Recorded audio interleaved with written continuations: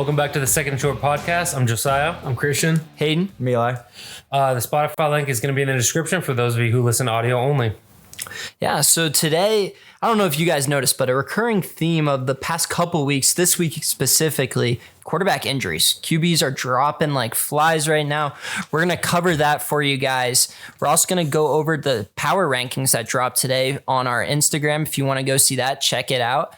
And then there was some breaking news that kind of just happened out of the blue. Julio Jones, one of the greatest receivers of this generation, maybe ever, signs with the Eagles. The rich just get richer. What were your guys' takeaways from that? I honestly thought he was retired.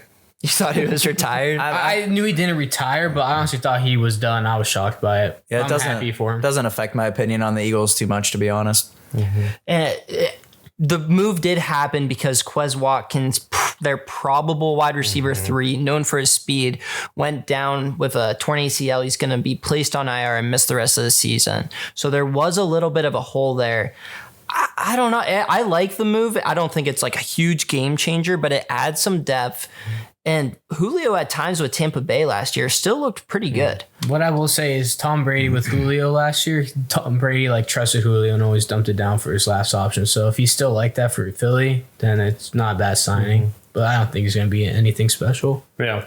I don't think anybody's willing to argue that Julio's prime is behind him at this point, but that doesn't mean he can't do things that they would need for him. I foresee him filling kind of a tight end role and third down, a guy who has consistent hands, who's going to attack the middle of the field. Maybe a package guy, run a few packages out there where they have big bodies out there with him and AJ Brown. It's like Julio's a massive guy, but I think his speed and his athleticism overall is definitely on the decline just because of age. But I mean, at this peak, he was one of probably the most athletic receivers that we've seen. So no, and I think last year he still showed the ability to go deep. I think of week 1 against the Cowboys, Tampa. Tom looks deep, finds Julio along the right sideline. He still has that ability. And what was his major knock when he was in Atlanta?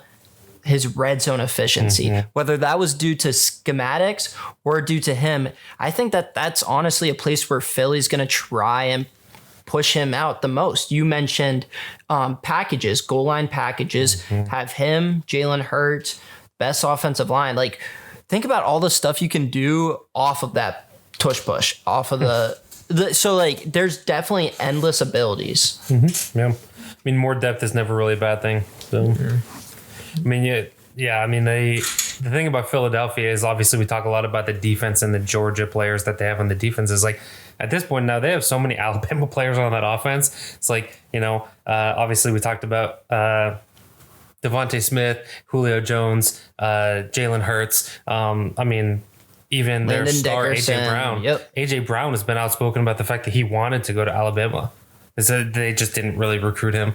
And so he wanted to go there. He loves players from Alabama. He said in the past that Julio Jones is one of his top wide receivers on his ranking of all times. Well, and they actually have played together before. Yeah. There's some history there. Do you think he was his favorite player watching growing up? Yeah, probably. Yeah. But like him and AJ Brown were teammates in Tennessee. Zacchaeus, probably Philly's wide receiver 4. He was in that wide receiver 3 role. They each started in Atlanta. So there's a lot of familiarity. Plus, Jalen Hurts just seems to get along with everyone. I think that this is going to be a good fit. Not some huge difference maker, but he could definitely end up helping them down the road.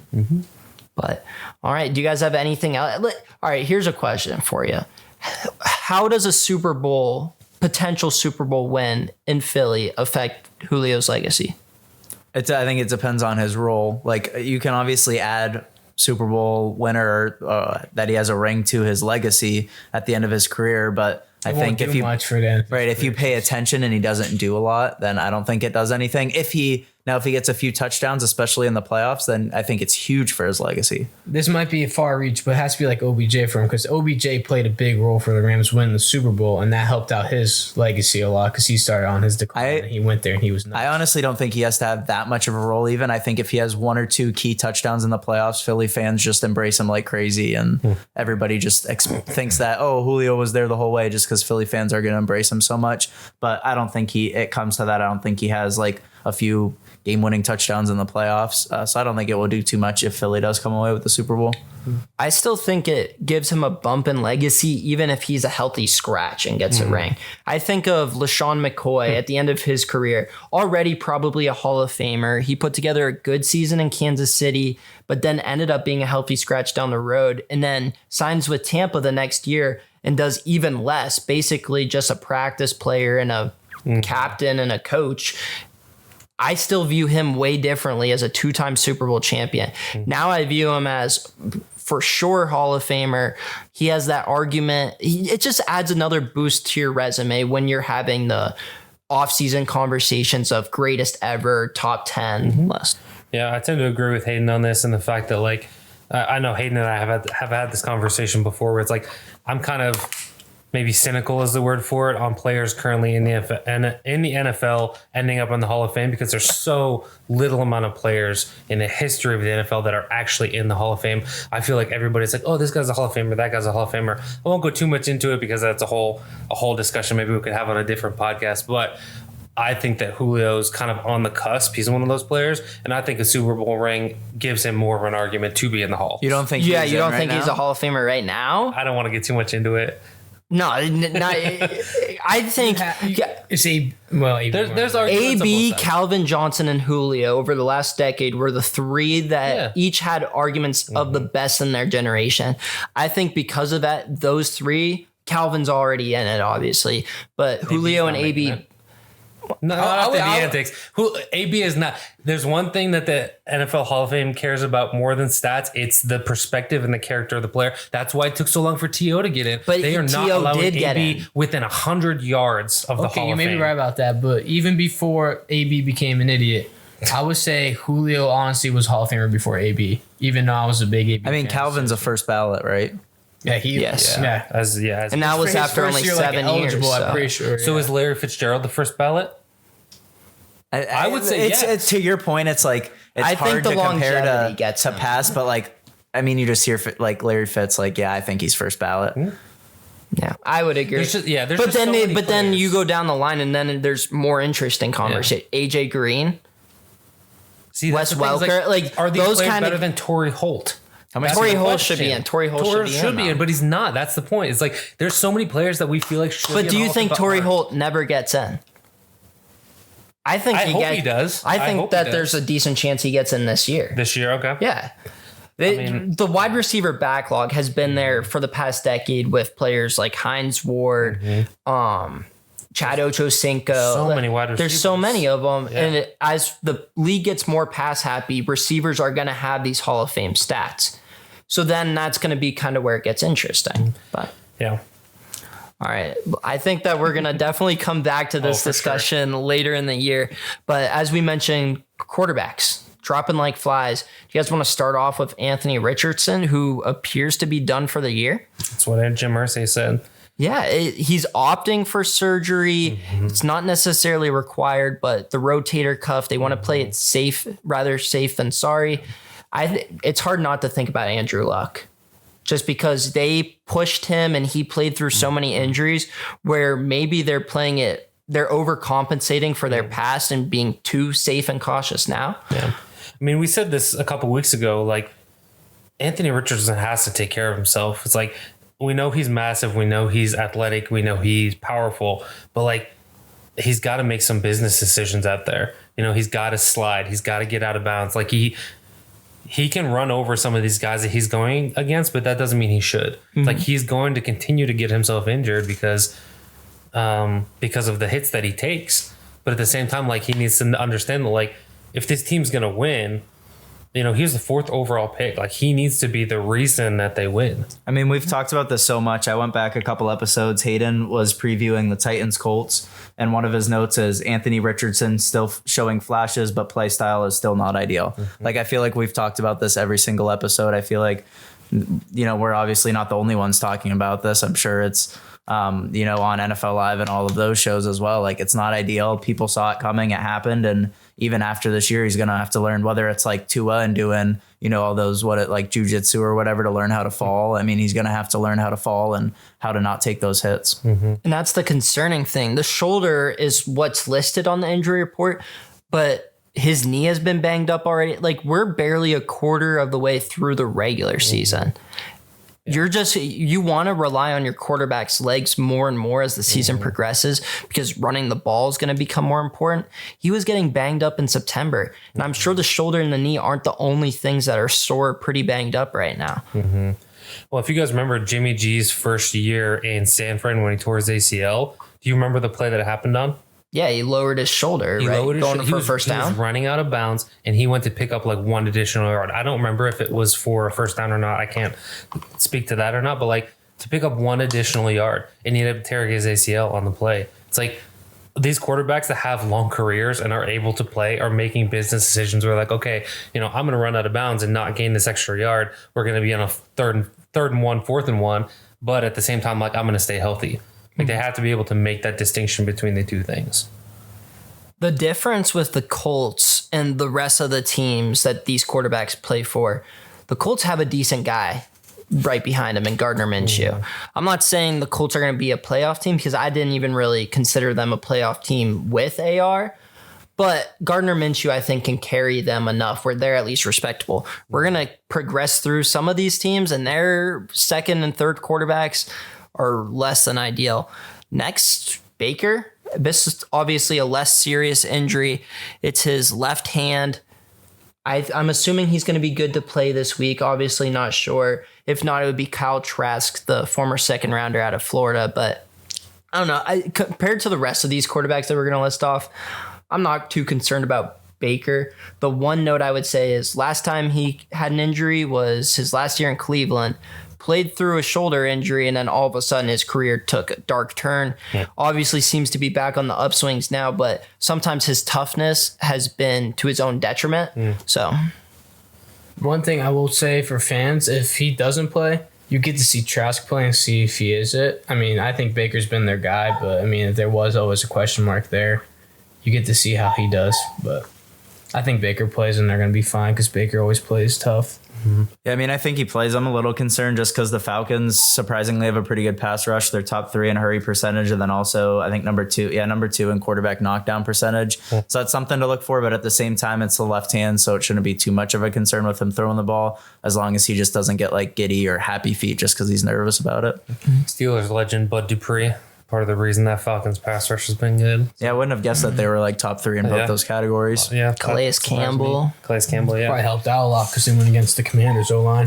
True. We talked about that last week. Sacks, dude. I think that, I think with the Baker injury, it's like, I think it is impactful whether he plays or not, because when Baker has played well this year, they've won games. And I don't think it's been in spite of Baker that they've been winning games. I think it's because he's been playing well. He hasn't turned the ball over. Like they're 3-2 right now, right? Because they had their bye already. And they were 3-1 going into their bye. Like they were at the position that we talked about them potentially like, hey, they're not going to trade Mike Evans if they're going to be a playoff team if they're 3-1 going into the bye. And I think that the games that they've won with Baker instead of like in spite of him. He's played pretty good football this year. And I don't know. I haven't watched much Trask. I don't know that anybody in the NFL has watched much Trask, but I do think that Baker is part of the reason that they are winning this year. No, and I like Trask. Like Christian said, we might finally get a chance to see a former second round pick. But with that said, despite how I and maybe more fans in Florida feel about Trask, this is Baker's team. He's earned it. He's their leader. He's their captain. They seem to like him. Yeah, there's some moxie to him. And you and I have mentioned it multiple times. This team is still good enough where there should be a little bit of swag, a little bit of confidence that we didn't think was there, but apparently it still is there. And I think Baker's a big reason for that. Yeah, I mean, the Saints have a big game against the Jaguars this week. We'll talk about T-Law in a bit. I mean, if the Bucs can beat the Falcons, get that extra divisional win, I mean, this would be huge for them to go up in the division and then also have those divisional wins. So big week for them for Baker too. Do you guys want to jump to T-Law right now then? Because he's on our list. Yeah. So Trevor's going through a knee injury. He had an MRI today. It was negative for everything. Positive sign, obviously. Seems like he'll not miss any time, but definitely something that could limit his mobility. Something that it's an underrated part of T-Law's game. Going back to his days at Clemson, he can run the ball, even if it's not running the ball. His just mobility in the pocket is important. The this is one of those teams, though. Jaguars starting to look like an elite contender in the AFC. All of a sudden, T-Law goes down. CJ Beathard's their backup. And he has experience, but in that the experience with San Fran, it just wasn't good. He doesn't process the ball well. He doesn't have any outstanding traits. He's a decent arm. It's okay. So I think T-Law is going to play through it and be okay.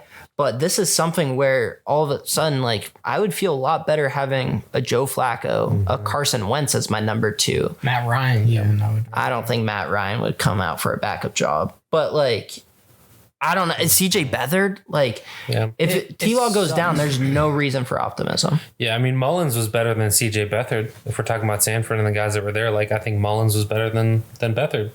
I mean, Beathard is not the answer, especially for a team that we talked about before the season as being, the head of this division and also just being, a potential playoff contender again. But I even last week, just in our most impactful players moving forward, like Trevor Lawrence was one of my guys on that list. Like, I think that without Trevor Lawrence, this team doesn't go anywhere. Their defense is playing okay, but they're kind of average outside of Josh Allen, who's playing really well this year. I think that their receivers without Trevor Lawrence are kind of average. I mean, they're talented, but I think that Trevor Lawrence is part of the reason that they're excelling.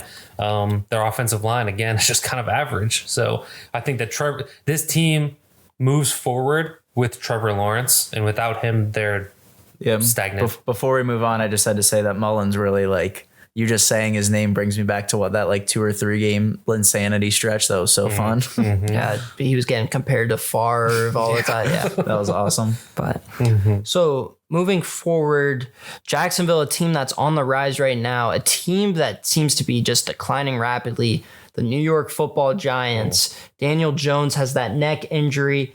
Not really a timetable yet, but obviously with a neck injury, something serious could happen down the line. Play it safe rather than sorry. Tyrod Taylor's looked decent, though. Is it bold to say Tyrod Taylor's a better quarterback than Daniel Jones? I don't know if it's bold, but the Giants just suck. I know that they played very well against the Bills. Credit to them. Credit for not turning the ball over a lot. Credit to their defense, but their O-line is just disgusting. I just say that's classic Bills, too. I feel like Bills always do something. Yeah, the Giants are terrible. Yeah. I agree with you. Yes, Daniel Jones hasn't made the smartest decisions, but he has no time to do anything. And then it's always a bad decision. Everyone comes at him I don't blame it. Yes, paying him might have been a mistake, that much money. But if he has a decent O-line, you might have the same year as last year. Last year, he was good. Yeah, he doesn't have an O-line, and it sucks. So, I mean, I will agree with you. Out of all these quarterbacks we're talking about, they have the best backup, and I like Tyrod a lot. And I think that they will be fine with him. But what do you mean by fine, though? They'll stay in games? Because, I agree with you that they'll be fine. But the Giants right now being fine to me is, maybe they'll win one in their next 6 or 7 games, right? They might win a couple games, but, I mean... Right, so them being fine is still awful. I feel like the thing is with Tyrod always finds a way to keep his team in games all the time. You saw him in Houston. Cleveland, he was able to play in Houston. Houston, Cleveland, Buffalo. He's a good backup. He plays to win, and even with the Ravens, honestly. Yeah. I mean, if you're in his couple games there, he plays good. We'll talk about the deadline next week, but the Giants just need to find a way to just ship Saquon off in the next couple weeks because their line is so bad. What's the point of having a Saquon on their team? Yeah, but by that argument, we were talking about backups. Matt Breida is not a terrible backup. He's really not. And there's just no point in what do you think that you could get from a Saquon? That we were talking about the trading Derrick Henry. I think you could. And we all kind of agreed that there wasn't a lot. A second or third round. I would say a second. Better than nothing. Second. Yeah, I would take a second round for Saquon if I'm the Giants right now because there's no point in having him on the team. If I'm Brian Dable and Joe Shane, though, I need a lot of reassurance from the owner that I have time to do a rebuild then because your team gets a lot worse. But your team gets a lot worse without Saquon. If you're not going to hand the ball off to him or even just toss just get him involved at the 1 yard line to win the game this week. Might as well use him in the passing game. Like that's one thing I saw like last week. Like they couldn't run at all. Like But even in the just passing try. game, it's like they've done this before where they just throw screens to him and it's so obvious. Like you can't throw a screen to him every I wouldn't even drive. say Once do in a while, he screens, pop just line one. them up as receiver. Split 'em You guys out just gotta wide. go pass heavy. Then. Yeah, just like do whip routes all day. Yeah, like I mean, that's what Big Ben did against the Browns in the Yep. playoff game. We couldn't run it, and we had to pass it. That's what we did. But they also they have decent receivers. Like they traded it, or they went and got Darren Waller. They drafted Jalen Hyatt this year. I've always liked Yeah, he's Darius. good. I've always liked Darius Slayton personally. Like He's a he's good had some speedster. drops in his career, but like I think that he has talent. He Wandale, just doesn't you get still have to targets. see. Wandale Robinson, I think that they have a bunch of wide receiver threes. I think Like a bunch Jalen of Hyatt, and Jalen Hyatt's a rookie, but I think he can turn into a wide receiver. Yeah, there's one or two. potential what I will there. say is, I feel like they aren't using Jalen Hyatt as much. Like Sterling Shepard's still there, Wanda. Like they have a bunch of guys who are like, oh, like they're good players. They have chief And receivers. their They're not. O-line sucks. Yeah, Chiefs wide receivers. They That's do. fair, I mean, yeah. that is what the Chiefs receivers are. But I do think they need to use Hyatt more too, because every time Hyatt comes in, he at least makes one splash play. Well, they get- mentioned and they it on take the him off Sunday sideline. night broadcast that he has 3 catches, but the 3 catches are the Giants' 3 most explosive plays by a They're all lot. deep balls. Yeah. Yeah. Yeah, I think as far as the Daniel Jones thing and how much it impacts the team is like from a output perspective, like I don't think that there's gonna be much of a fall off from Daniel Jones to Tyrod Taylor. I think Tyrod Taylor came in and played really well. I think that kind of what Christian touched on a little bit is the money aspect. Is like they just paid Daniel Jones. Like they have a lot sunk into this guy at this point. Like They're stuck with he him has for at to- least another year or he 2 has before to the be able to play. guarantees. Yeah, in order to justify paying him, he has to play. The thing is, though, Because like his they deal could have was given that like- money to Saquon, but they gave it to him instead. And what if Tyrod wins a couple of games and then the Giants players start to think the way we think? We're like, ugh, Tyrod Taylor might be better than number 8. All of a sudden, Here's the there's some thing: though, internal divide in the wasn't locker his room. deal like a Blake Bortles deal where they are easy to move on from him, or was it? No, like, his it's deal not? is extra. Geno Smith's contract is very team friendly. Daniel Jones's is very player friendly. Yeah. All right, I guess we got a little off topic. It's just so fun to talk about bad teams. Yeah. Could go on for days. Going to a team. Omaha! All right. Time for our Audible segment. You guys know what this coming Sunday is?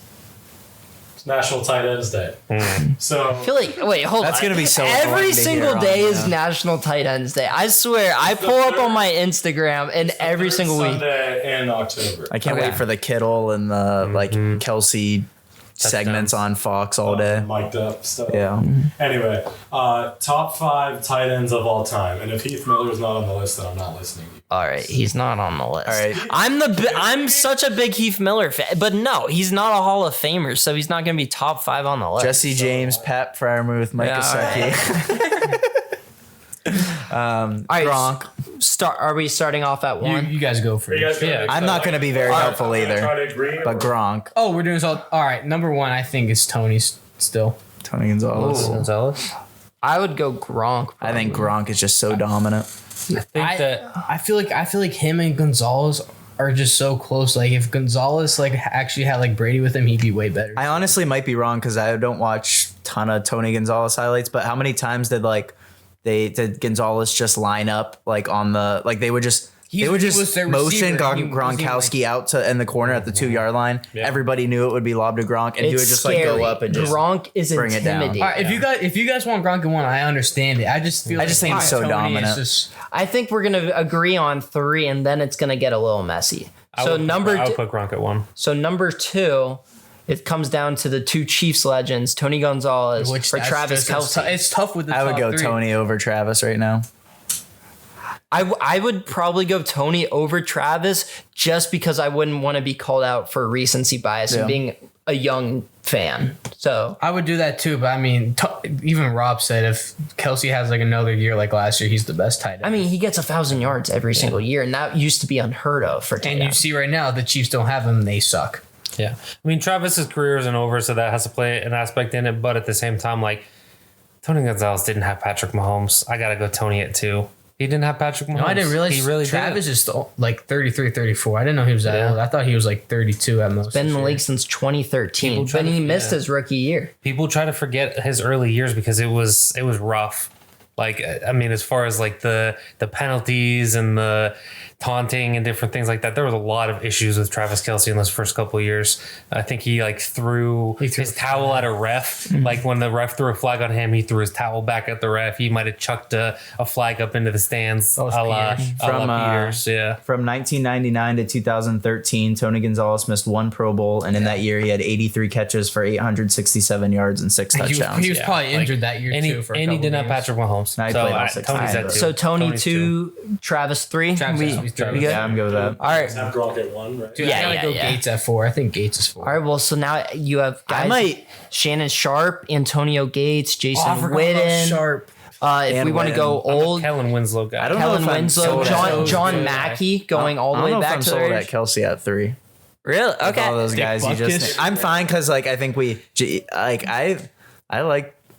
like Shannon Sharp. I think he's got. I like So Antonio Shannon Gates. still has more Super Bowls Jason than Witten Kelsey. was Did, we, fun. I did don't think anybody Jason say Mike Witten's 3, Ditka? but- Because he's definitely No, in my top there 5. you go. Mike Ozzie Dick- Newsome. Ozzie Mike Newsome Dick is too. in my top 5. I'll just throw that out there now. Maybe Jimmy Graham.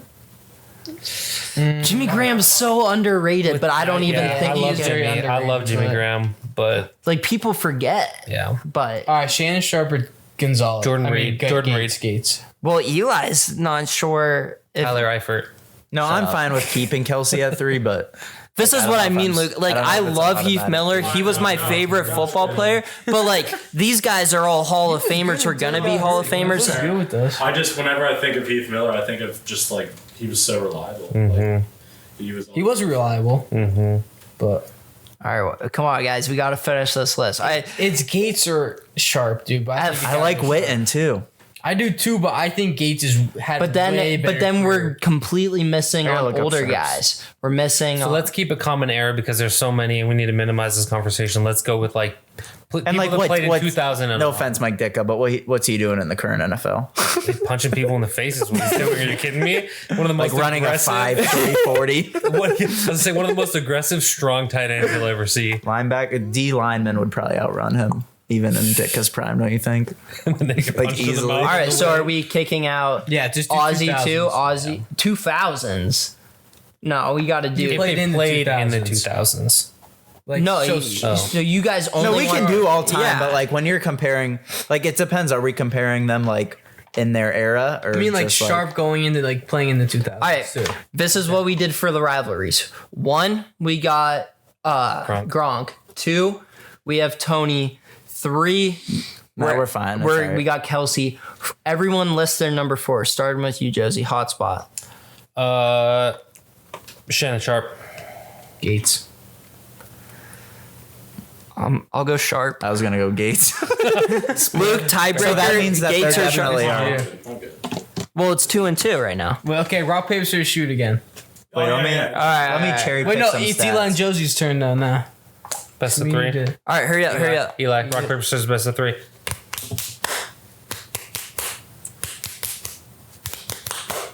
All right, Shannon So- 4. Sharp's at 3. Sharp's at 4. And then 5. Gates, right? Are we 'Cause just gonna do going Gates? Gates. I'm I mean, going Gates. Gates Fair. is fine. Gates- I mean, over 100 touchdowns is hard to. That's argue. true. And then Yeah. we already did like That's a all million right. honorable Shannon Sharp had mentions, so- 62 You though. know who I was saying? Quiet. Come on, like what are we doing? Don't be a schmuck. No. Like tight ends are Not expected like to top- perform not in the like red top zone, five, right? He's very underrated to me. Expected to run block too.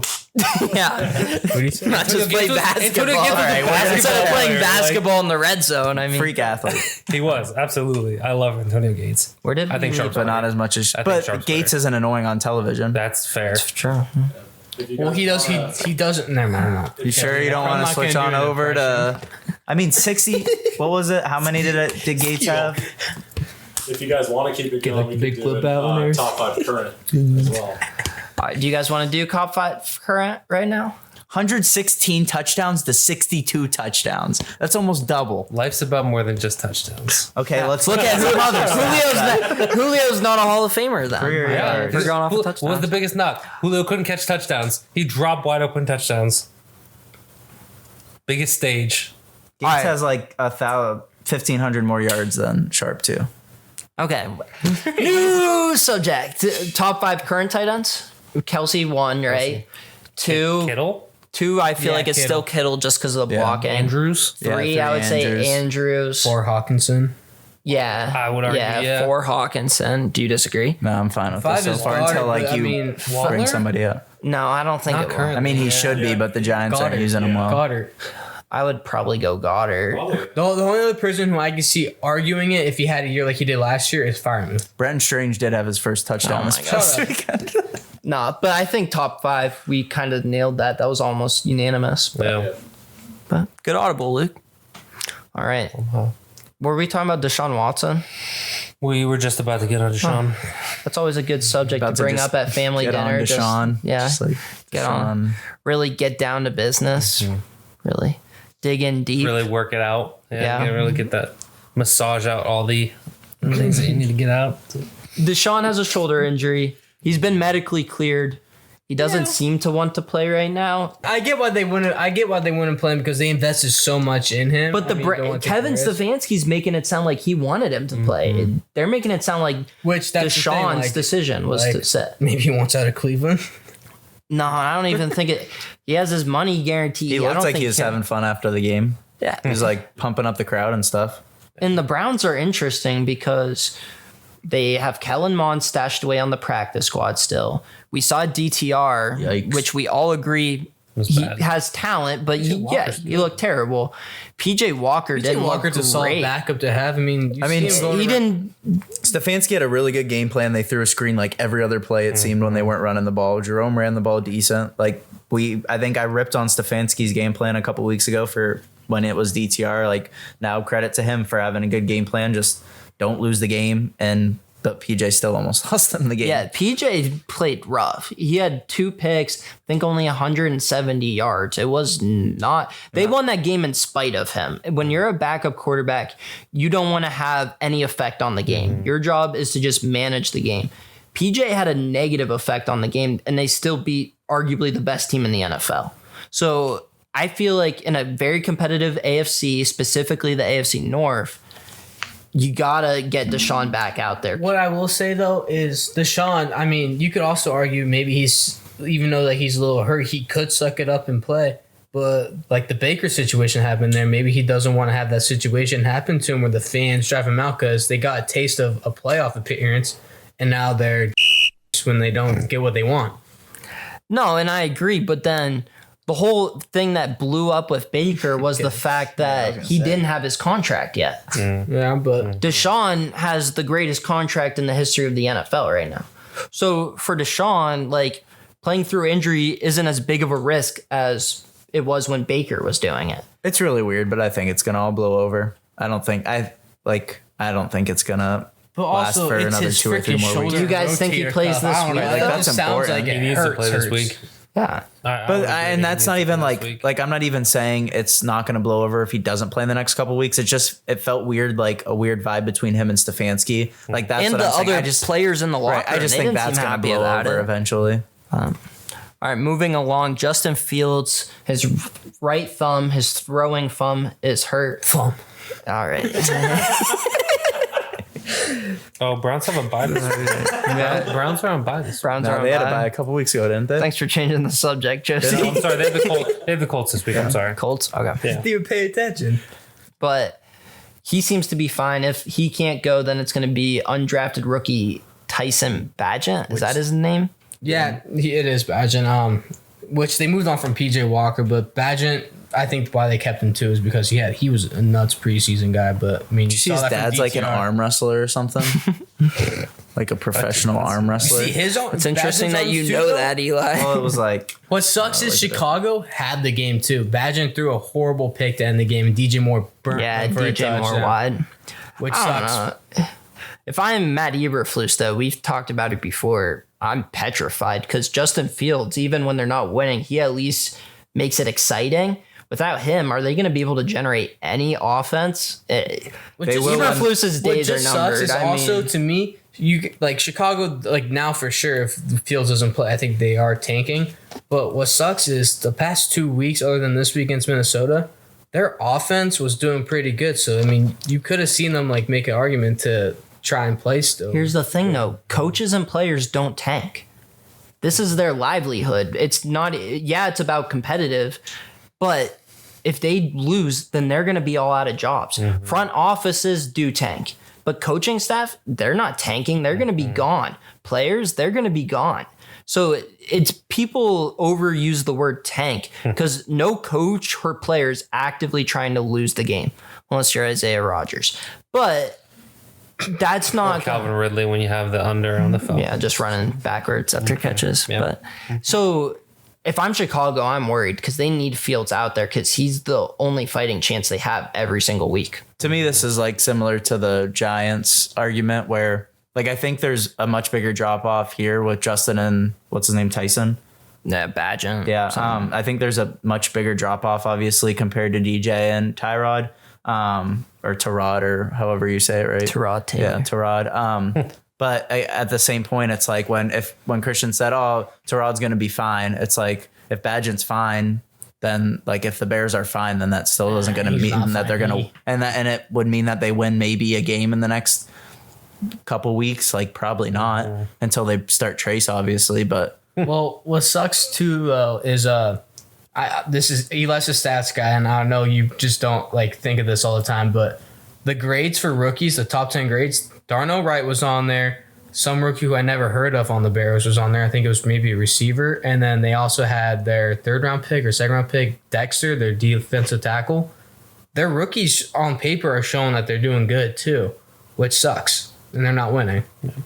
I think that the Fields injury is different than the other ones that we've talked about because it affects his throwing hand specifically. It's like if he can't grip the football, he needs to not be out there. Like if they're, there's been a lot of talk about them potentially taking a quarterback next year and trying to trade him away. It's like it wouldn't be doing them or him a favor to make an injury worse or to go out there and look like he's just lollipopping his balls because he can't grip the football. It's like right thumb is maybe the most important part of a quarterback's throwing hand because that's the only finger on this side of the ball. So like you have to grip the entire side of the ball just with that hand, with that one finger. It's like right. And right they're 1-5, so like what's the point? Right thumb to me is like you look at the rest of these injuries, like there's some worse ones on there, but like for a quarterback, right thumb to me seems like maybe one of the worst ones. It did look pretty bad too in the game when they showed. I mean, if you can't grip a ball, what are you gonna do? Exactly. It did look like he broke that finger. It was pretty rough looking. Yeah. The last injury, shocker, Jimmy Garoppolo's hurt. He was rushed to the hospital with a back injury. He seems to be okay, but wouldn't be surprised if it's Brian Hoyer or Aiden O'Connell again. I think he'll be fine, and we're going to talk about it here in a bit, but the Raiders are quietly a 3-3 football team. They could use Jimmy G out there right now. What do you guys think? What sucks is I do like Jimmy G. Yes, the signing to me with the Raiders was stupid. I would have just kept Derek Carr, but I don't know. It just sucks because Jimmy G also gets a lot of hate, and then the Raiders are just getting a lot more hate because why would you move on from Derek Carr when they argue him and Jimmy G are basically the same, but Derek Carr might be a little better. You're right. They do need Derek Carr in there not Derek Carr, Jimmy G, because they are silently a 3-3 team, but I don't know. To me, it's just a stupid signing to me, and they should have just got a different quarterback. Eli, Josie, anything? I mean, like, we're in the same situation every single year. Something's always wrong with them. I mean, I kind of like O'Connell. Like, I know he's obviously not great, but like Christian said, like Jimmy G has 8 picks on the year, which I think leads the league, or at least is tied in first. And half those picks though weren't like he had to force it up. Right. I don't understand the Raiders' game plan from week to week. Defenses must really be taking away Devontae because it's like if you feed Devontae and Devontae has a big game, they win or they're at least close. I think he had a big game against the Steelers and they didn't win. So obviously it's not just he has a great game, he wins, or they win. But like I don't understand their game plan. It must be defenses taking it away. So I don't think it affects them too much, like a couple of the other teams that we talked about. But if they're not getting their star players involved, then what's it matter? Defenses aren't taken away from Devontae because every replay they show. I mean, Jacoby Myers, I'm always high on. Like he was good in New England. Like he gets open and he's got a lot of touchdowns. He's very underrated to me. So I think their receiving core is really good, especially if they were able to use Hunter Renfrow, but they don't. Devontae's open. Like a lot of like Troy Aikman and all them talk about it all the time. Like their timing just isn't the same like with Rodgers. Like Jimmy G is like the guy who will get it out quick. But it's not even Devontae's route running is where he takes it a little like extra to get open, and then Jimmy G just isn't comfortable with that. It's not even a timing thing though. Like I have him on my fantasy team, so this is one of the reasons that I'm checking. But feel like every week, whether I'm watching or checking, I feel like in the first quarter he has like maybe one target, and then after that, maybe in the second or third they sprinkle it in. Not this past week, but I don't get it. It has to be defenses taking them away, or they're like using them as a deke. Like Jacoby's been great. Don't get me wrong, especially in the red zone. But he's a Patriot guy. Devontae's not. I mean, they love targeting those Patriots guys because Josh McDaniels wants to bring the New England Patriots to Las Vegas. Like we talked about them being a 3-3 team. It's like the teams that they beat were not great teams. Like it might be a little bit skewed that they're 3-3. Like they beat the Broncos by 1 point. Okay. Then they beat the Packers, which, I mean, that was a good game. They played pretty well in that game. And then let's be honest, even though it's 4 points that they just beat the Patriots by, it was really 2. That safety at the end was great. Max Crosby, we've talked about this in the past, is great. They beat the Patriots by 2. The Patriots have been awful so far this season. It's like they haven't played great football, even with Jimmy G being in for some of those games. Like, I don't know. It's like the Steelers with TJ carrying them and also Highsmith. Max Crosby is carrying the Raiders right now. Yeah, and like the teams that they lost to were the Bills, where they got absolutely blown out by 28 points. The Steelers beat them by 1 possession, and the Chargers beat them by 1 possession. So like, I mean, I feel like the only really good game they played was against the Chargers, and their O-line was awful against them. Yeah. So like I don't know that there's really like hope for the Raiders to make the playoffs. I mean, they're 3-3, so you can't take that away from them. But they also have a difficult schedule coming up. They have the Lions, they have the Dolphins, they have the Chiefs twice, they have the Chargers again, they have the Vikings, who have been up and down this year. Well, mostly down, but yeah. And then they have Broncos again, which is a divisional game. So like, and they only beat them by 1. It's like the Raiders have a tough schedule coming up, and I mean, we'll have to kind of wait and see what happens with them. But I mean, Jimmy G is a loss compared to the guys that they have backing him up. So Jimmy G's won in the past. He's been to a Super Bowl. So do you guys want to go to power rankings? Let's do it. All right, so Luke's going to throw up the graphic on the screen for you guys to look at. Like I said, it's also on our Instagram. Anything that jumps out to you guys, though? Looking first, I think the Cowboys should be higher than 10. What do you guys think? No? I think that I made them, so this is you guys. Higher than 10? Yeah. Over who? Jags. Bengals, sure. Jags, and Ravens. Maybe the Ravens. So you would have them right around 8, Eli? 7 or 8, yeah. I know you put the Chiefs on a pedestal, and I think they're still good. I think 49ers stay at 1. It was just one off. So stay at 1. I think they stay at 1. Moody should have made that kick still. Yeah. Twice, yeah. Philly. Wait. I have a question. So if Moody would have made that kick and they beat the Browns, do you think you still would have dropped them down 1 just because they played poorly? They would have stayed at 1. Then I think they should be 1. They'd be the only undefeated I would team honestly, at that point. this is just me. I think Dolphins are a way better team than the Chiefs. Then the Chiefs? Yeah. They've I don't know. outplayed the Chiefs I just at, don't like, trust everywhere. it yet. I don't trust it We'll yet. have to wait to see what happens when Jalen comes back, I think. I mean, before we can make that kind of jump. We'll have. Ramsey? Oh, yeah. The Dolphins? Yeah. I mean, honestly, this might be the week where we see the Dolphins actually like seeing they're a great team because they're playing the 5-1 Eagles. But I would put them. I would go. Well, Jalen might practice this week. Miami's That's why just I say so that. young Jalen still, might like- practice this week. Don't forget, Buffalo trounced them. And Buffalo has looked terrible at points this year. I don't know. I would, for my top 5, it would be the Niners, Dolphins, Eagles, Chiefs, Lions. I agree with the people, like the top 5, like the teams are in it, but it's just not the order I would go in. I don't necessarily have an issue with where the Cowboys are, just because I think that their defense played pretty well in this Chargers game, but I think that their secondary is still exposable, especially with the guys that they have lost. It's like, I don't think that the Chargers did a very good job of exploiting it. There were open passes that were missed. I think Herbert's finger was bugging him a lot more than he was letting on. I mean, if he would have been able to get that one ball out, Quentin Johnson would have had a 45-yard touchdown. So, like, Yeah, but he's looked rough. yeah, and they haven't given him targets or anything like that. Like, I think that the Cowboys defense in the secondary specifically is exploitable as long as you give time to the quarterback, which is a big if, but I don't have an issue with where the Cowboys are. I agree with 9 through 16. Like, I really like where you put the Texans because Texans are low. Like, That's the one I was probably just. I don't know if argue, it's because of honestly. coaching or not, but they are playing really well. Like, yes, Stroud is. Who would you put above them, Eli? I know that they like whooped the Steelers, but I still might think that I'd put the Steelers above them and the Bucs. The only thing that's bad about Stroud is his completion percentage. They throw it like 50 times a freaking game with him. It's crazy. Like his completion percentage isn't the greatest, but he keeps the. I would replace the Jets with the Seahawks.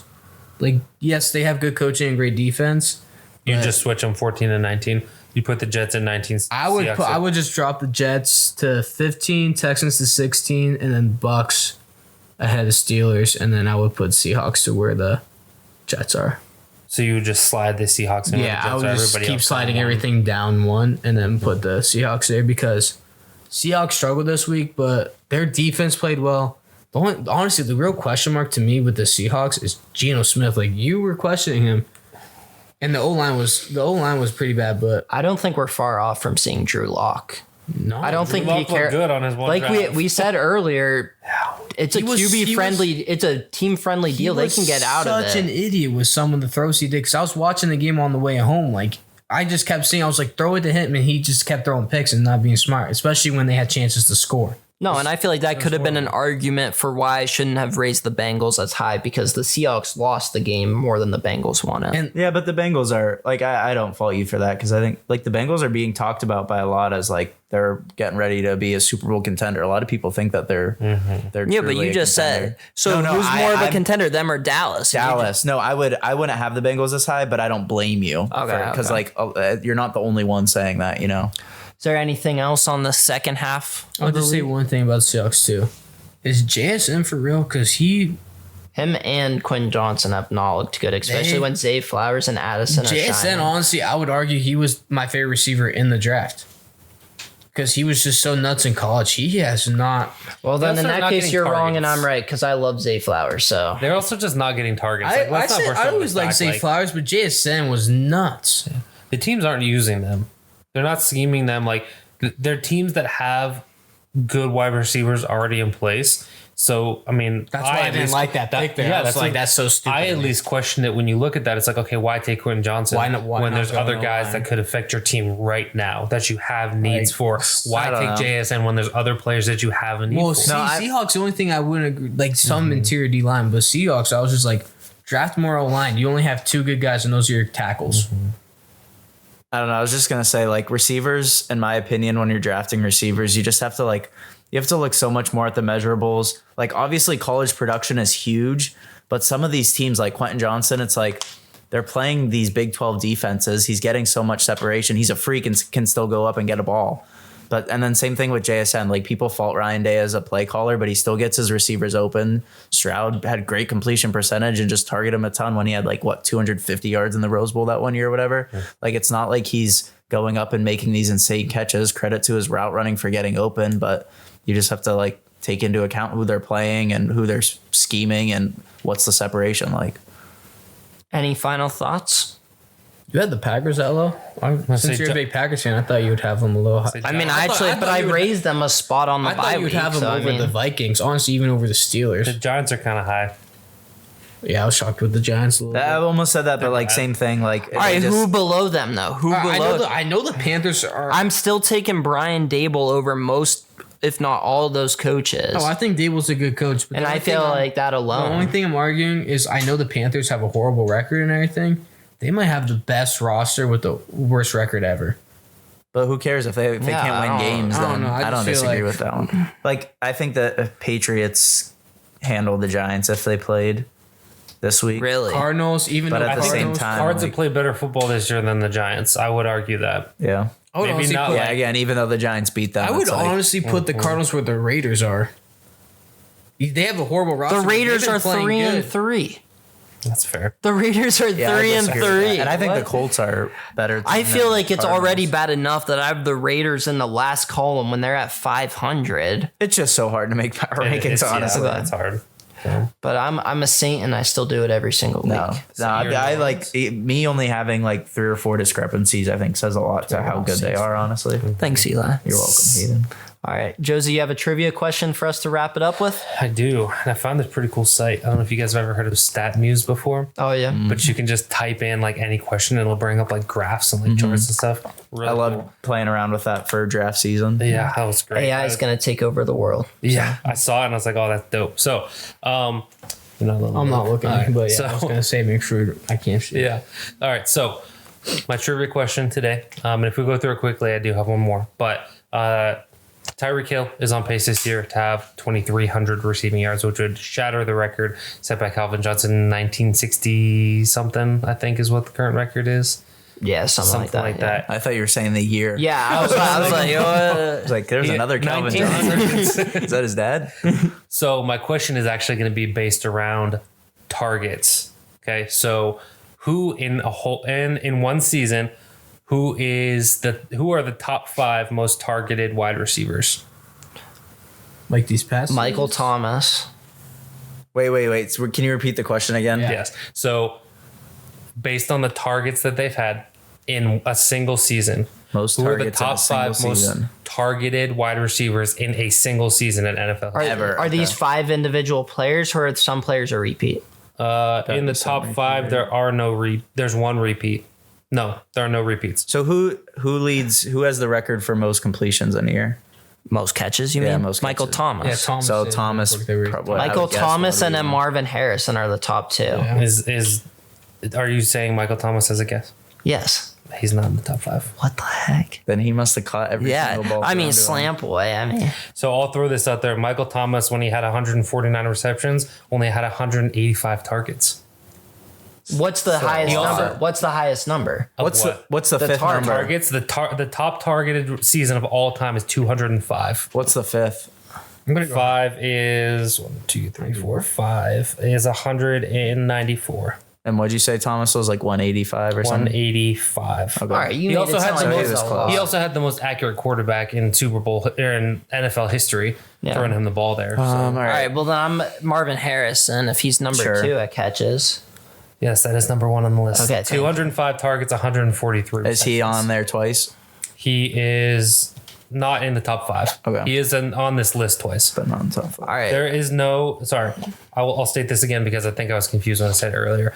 There is no repeat Repeats? in the top. Oh, okay. There are repeats on this list within Gotcha. the top 10. There I are mean, no repeats. is in the Calvin not going to be one, even though he's Calvin Johnson, top, I guess. Yeah. sure. Number 2. Okay. Jerry Rice, 204. Jerry Rice. No. Trying to think. It's So gotta be that there's there's left. Welker. probably not Julio, right? No. Is it just receivers or is it Probably tight not ends AJ too? I'm just trying Green. to think of tight ends Not too. AJ. There isn't. I don't know. Tight ends are going to have to Are have you a gonna lot. make us just say specific guesses, or can we just start name dropping? You can start name dropping if you want. AB. No. AJ He is in the AB is number 6. Julio Jones? Reggie Wayne. Julio Jones is number 3. Okay. Reggie Wayne. Julio Jones in 2015 had 203 targets. Luke says Reggie Wayne. Reggie Wayne is number 4. So that is in the top 5. I'm assuming Reggie Wayne both had of those. 195. That's Peyton Manning era, not Andrew Luck era. Reggie Wayne was 2012. So is Andrew Luck's rookie rookie season. Wow. Okay. It's a good safety blanket, I guess. AJ Green. And then number 5. AJ This one Green. is obscure, Like how? but it also when you hear it, it's gonna ring. It's What gonna make decade? sense. Tim Brown. It was in Recent. 2012. Jordy Nelson. Was it who was the Niners receivers? Niners receivers. Anquan Bolden.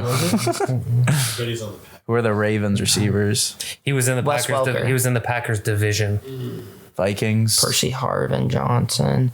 Bears receiver. Brandon Marshall. Brandon Marshall. I was about to say, Brandon Marshall had wasn't in there. 194 receptions. I'm sorry, 194 targets, only 118 receptions. I forgot him and Yikes. Alex were on the Well, Bears. Jay Cutler Jay. was his quarterback. I would say Brandon Marshall bad. also has the record for the most receptions in a game at 22.